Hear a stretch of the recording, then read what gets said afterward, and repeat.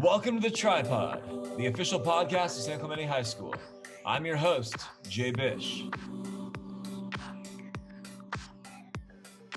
I really want to impact the world someday, being the first generation in my family, and be like, hey, it's not in vain that you came here to this country and do whatever you had to do. As a Mexican American person, I want to make my parents proud. From her work ethic and mentorship as part of the English learners community to being the first in her family to graduate high school and attend college, senior Jessie Torres has undoubtedly made her parents proud. We'll tackle all of that and more on this episode of The Tripod. One of my favorite lines in your poem was at the end. It said, "I will not give up until my life forms like a beautiful growing rose. A rose that went through a lot, but outgrew itself despite the hardship it went through."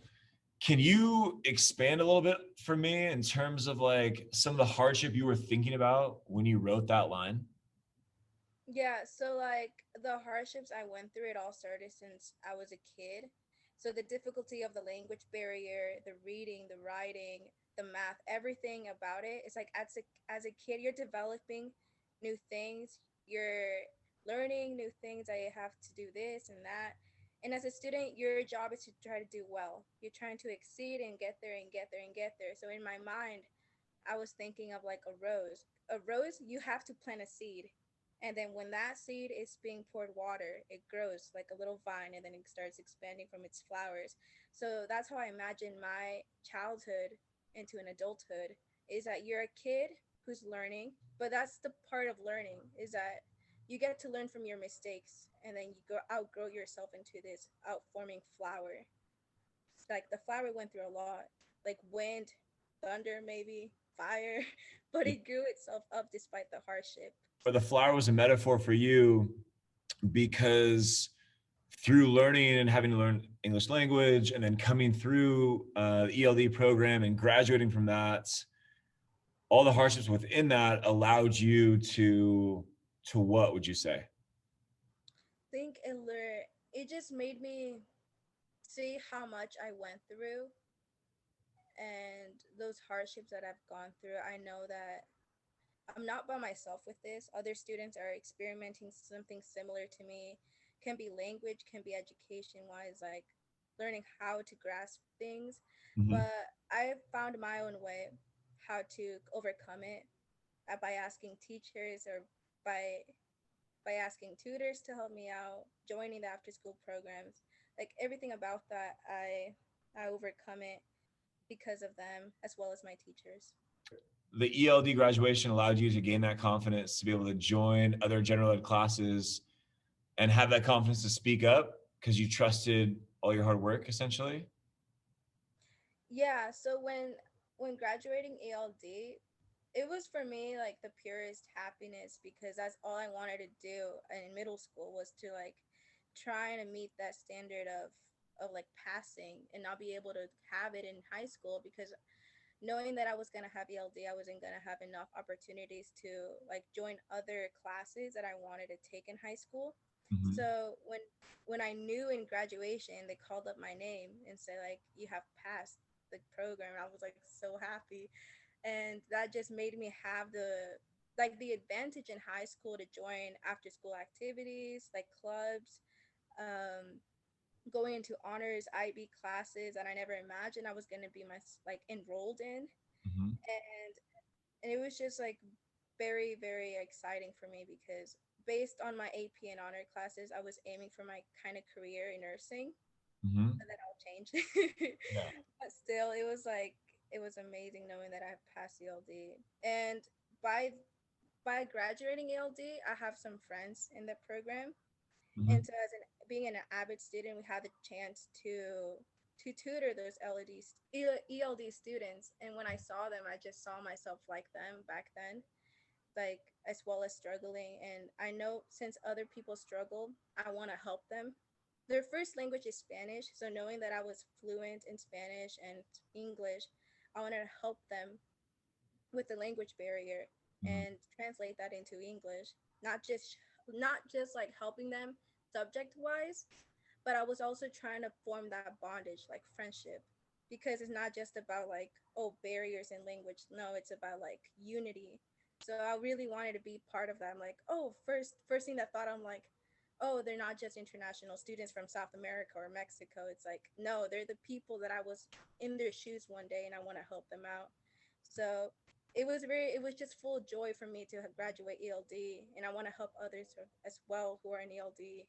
Okay, so And what I love, there's so many things I want to unpack about that, but can you articulate for me what is so difficult for a Spanish speaker in terms of learning the English language? Like, there hurdles that you remember going through, or hurdles that you've seen others go through that you can just speak to and help me understand a little bit more about how to overcome that? Yeah. yeah, so like as a Spanish speaker, since our first language is Spanish, um it can be hard because for me in particular, could be like cultural wise or just anything that I never knew about. So in elementary school years, it was hard to distinguish words like there. Like there's different kinds of commas. Although I didn't learn like the Spanish literature till like middle school, English was very hard because it was just a form of words that I never even heard of. I was always like speaking Spanish, and I was just like very confused, especially since teachers will be giving out assignments and you have to know how to read English to be able to do the assignments. There'll be like words, like very long words I wouldn't even understand it, and I will always have to Google them. I'm like, what does it mean? And I've seen that with other of my friends that they're Spanish speakers and learning English. They're like, hey, what does this word mean? And I have to translate that, and I'm like, oh, this is what it means. But I was in their shoes because it was very difficult knowing these English words that it was just like, wow, like it's not just only for me, but it can actually help others around me if I get to know this certain word, because one word can mess you up. If you read out of a passage you don't understand and you go in your own way, everything can go wrong. So you Mhm. have to know the word, and for me it was very hard. So I'm like, okay, it's time to take action to read books in English, because there's certain words that can be used in class assignments. So I was reading all day, like over the summer, books and books and books, because I really wanted to grasp the English literature. And I started realizing it wasn't just words for me, Mhm. but it can form like actions and expresses of your emotions. And that's how I made the poem, because I've learned so much from authors and English books and historics, and it was just overwhelming, like very inspirational for me. So having to learn English now and understanding it, I can help others as well. Because as a Spanish speakers, it's not that easy to learn English like in one day. It takes time, and I've seen my friends improve their English in just like 2 months, and it's crazy because it's also happy to know that I was part of their lives to help them out. And they were like, thank you because you helped me so much, and you were that person I can talk to express myself in English. Because back then I didn't have anyone to speak English with. Of Mhm. course my friends, but my friends were struggling as I was in the English barrier. But throughout my own years I started to learn little by little the English language.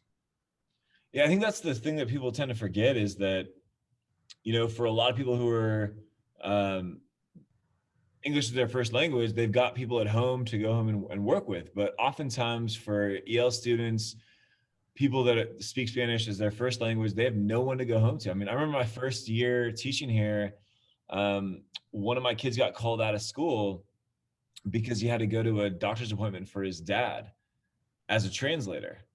And it blew me away because I was realizing that a lot of these high school kids are living lives that, demand a lot more from them than other people because they have to be there to take care of their parents or translate, and they have to go to these different appointments, whereas the rest of us, we come to school and our parents take care of their stuff and whatever. um, so how has your ability to learn English affected or influenced your family? It influenced a lot. Like, I was expected to translate all these government papers since I was 6 years old. I think every first generation like me had to read government papers at 6 years old, and we were just like, we don't even know. And our parents would be like, "But you're at school, and we're still learning how the English language works." But it has influenced my mom a lot, from doctor's appointments to dentist appointments to almost anything. They'll always be like, hey, please translate this for me. I don't understand what they're saying, because sometimes companies or agencies won't even have translators. Mhm. So I have to come in and be like, oh, hello, and start off from there and having an appointment. Or I used to have a dad who, like, we used to work as a gardener. So his all of his clients will be American, and at first he didn't know how to speak English. He will understand but will not speak it. So I was kind of like secretary there and knowing how to manage time, appointments. I'd be like, "Hello, good afternoon, Mr. Let's say Mr. Smith. So your appointment is gonna be at 6. Is that all right?" And they knew it will not be my dad, but they knew it was me. But Right. my dad always told me, "You're my secretary." I'm like, okay.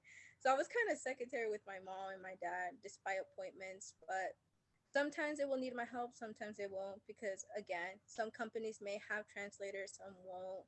But it has impacted my family a lot. Like, I was a huge help for them in that part. But for my brother, he's okay. Like, he's my second youngest brother, so he also helps out my family. So that's a huge help. And I mean, you talked earlier on about influencing the kids you tutored who were in EL after you graduated and so on and so forth.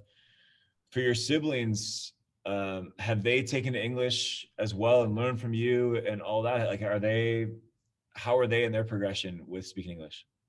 Yeah, so since I was like the firstborn, as in the first generation in my family, I didn't have anyone to speak English with. But when my brother came along, he had someone to speak English with, which was me and then other friends around him and teachers. So it was easier for him to learn more English than I did, because I was like, again, I was a terrible learner, but then I learned my way how to learn.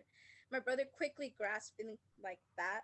He knew how to speak it, know how to read it, like at 7 years old. He knew perfectly fine English. But Wow. for me as a kid, it was very hard.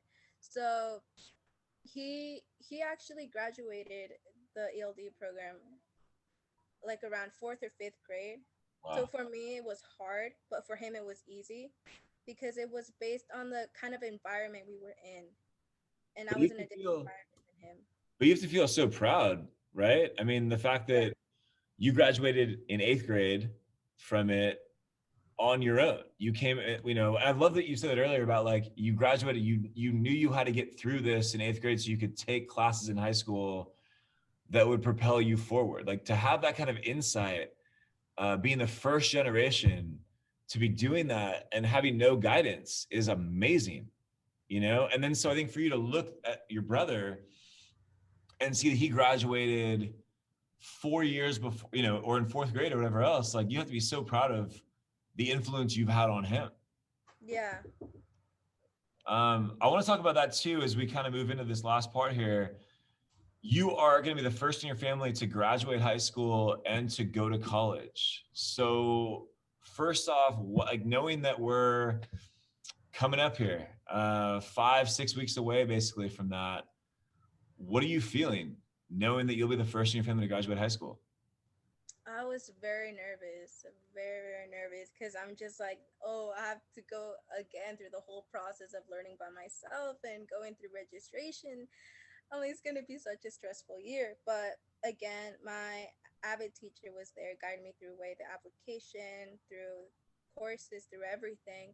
And from there on, I started learning like different kinds of financial helps for me, different kinds of programs. So from there on, I was just like, okay, I got everything done. But the hard part was choosing which kind of college I was gonna go to. I have like plenty of opportunities to go to, from Cal State's, UC's, and out of state. I was about to go to out state, which is GCU, but I denied the offer because I didn't want to go out of state. I wanted to stay in state. I got accepted to UC's, which is like UC Santa Cruz and UC Merced, Cal State's. But although it was a very nice kind of schools, my budget was not there, the money wise.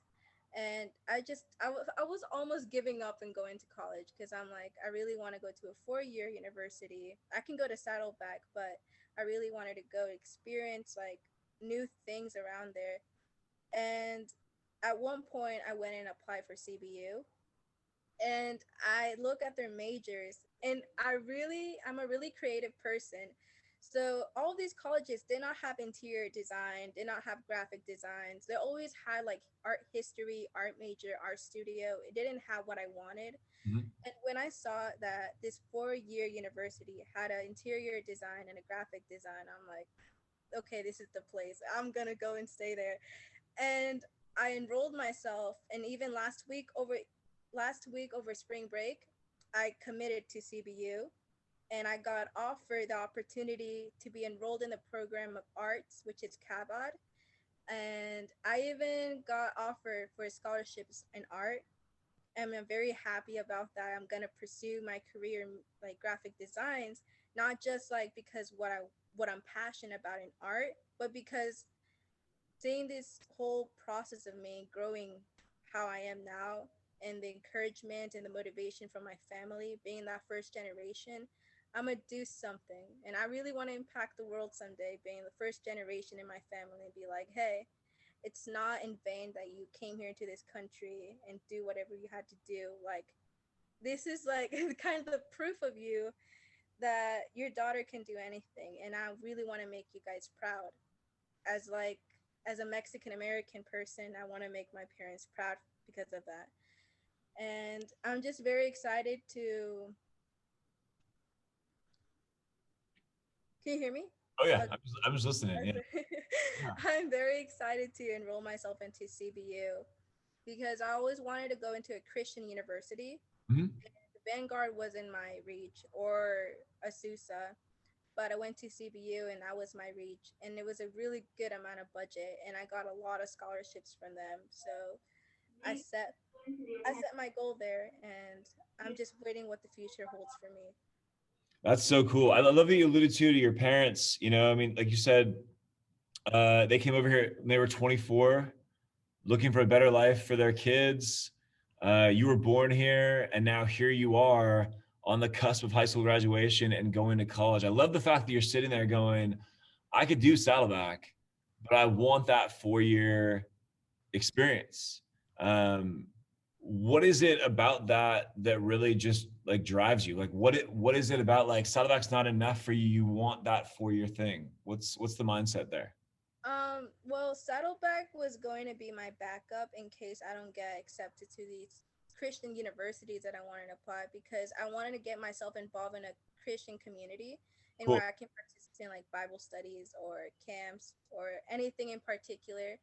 And I found that they do camps, they do Bible studies, and I wanted to be myself around there. So I got committed into CBU. That's so rad. Last thing for you. You mentioned Avid. Uh, can you, for people that don't know what that is, can you walk me through just briefly what Avid is, and then just tell me how that helped you get from incoming freshman here to now graduating senior? Well, AVID is not just a program that helps you how to take notes or how to maintain your GPA, but there's generally really good teachers, and they're very helpful and very nice. That actually really cares about their students. They're always on top of them, be like, "How are you? How's your GPA? How's your classes?" They're very nice about it. They're not just there to see you as a student, but as a person as well. They care about you and your health. They always ask, "How are you doing? How are you doing this?" They're like a very good mentors. They help you, guide you. They help you like any advice and suggestions. Like, if you don't want that class, okay, that's good, but what about this class? And they like giving you a bunch of options for you to look up to. Like, for example, I never knew I was going to be in honors anatomy, and I thought, I'm like, I'm not gonna make it. And my teacher was like, if you're good at memorizing stuff, then you should go for it. And I'm like, I was very afraid and tempted, like, no. But then I'm like, you know what? Okay, let's give it a try. I end up having an A and B first and second semester in honors anatomy. And I'm like, okay, if I can do this, I can probably go for AP classes. I passed the AP Spanish with a 5 and an A plus or a B, and I'm just like, okay, so I'm gonna trust this. So I started going to AP on it at classes. Right now, I'm taking AP psychology, have an A on it. I'm expecting to take the test. Not sure how it's gonna turn out, but I'm gonna study for it for sure. But AVID is like a very good program. It's not just students, but we consider ourselves as family because we see each other as family. Like, oh, hell, what's up? We see each other like, hey, what's up? We don't see ourselves like just look and stare and then pass away. No, we're family in AVID. And AVID has really taught me how to be myself out there because I was a very shy person. Like I said, I wouldn't talk to anyone. I would just like stare, look away, and walk away. But Avid really said like, no, this is your community. Like being more involved, be involved in like after school activities, like football games, soccer, volleyball, or even prom in your senior year. And I'm attending senior prom this year, which I'm expecting a lot from. um, but after all that, Avid really helped me how to had like literally just formed who I am today. They also made me be the person that I am today. I didn't even know I can put myself out there and like honors and AP classes or get myself involved in my community. And now that I am, I'm just like I want to know more and more about it. So I wanted to like Avid has developed me a lot. So Avid is such a good program, and not just in my education, but it's really good program. Well, I know because I've had a ton of AVID kids in my classes through the years, and I know all the teachers, and y'all are an absolute force on this campus. And so I'm glad you could share about that. I'm glad you could share about all the other stuff that we're talking about with EL and graduating and moving on to college and all that. Jessie, I am like so absolutely proud to have you in my class and gotten to know you this year. And I appreciate you sharing everything you did today. On the back end of this, I'm going to be throwing down your poem and the video that you made and everything so people can check it out on YouTube. But thank you for joining me and enlightening me. It's so great to talk to you, and I'm so proud of who you are. Thank you. For more episodes of The Tripod, check out sctripod.com.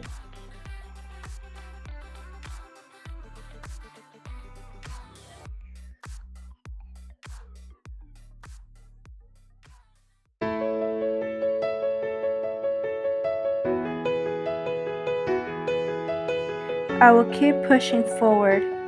Every morning the stars and the moon hide away, but the horizon and the sun starts to rise. I pick up my books, pens, my journal and set up for class, a basic routine that always repeats. Later on, school ends. As the sunset starts to rise, I go outside my porch and I keep my eye on the sky and I sigh. Then I wondered, when would I succeed? When would this lifestyle proceed to the next level? Is it about speed? I head back inside and work, but sometimes I can overwork myself. I will keep pushing forward. I will take my time to climb up the obstacles, to take open chances, to advance, to succeed, and to overcome the troubles that come my way. I will keep pushing forward. The critics and the judgmental words from people would only make me embrace into the captivity of my goals. So I will dream on. I imagine my future so colorful and so clear, like a Caribbean clear blue waters, like a canvas painted so beautifully into a garden flower. I see that on the other end of my path, there's a shining sun lighting brighter and brighter as I come near it. I'm almost there, and reaching and seeking my goals, so I will dream on. I will aim and work harder and harder each day until graduation, like running a race and a competition and getting recognition for winning. I can see the smiles on my family faces and the applause I am hearing from miles away when receiving my high school diploma. I will not give up until my life forms like a beautiful growing rose. A rose that went through a lot but outgrew itself despite the hardship it went through. So I will dream on until I reach my goals.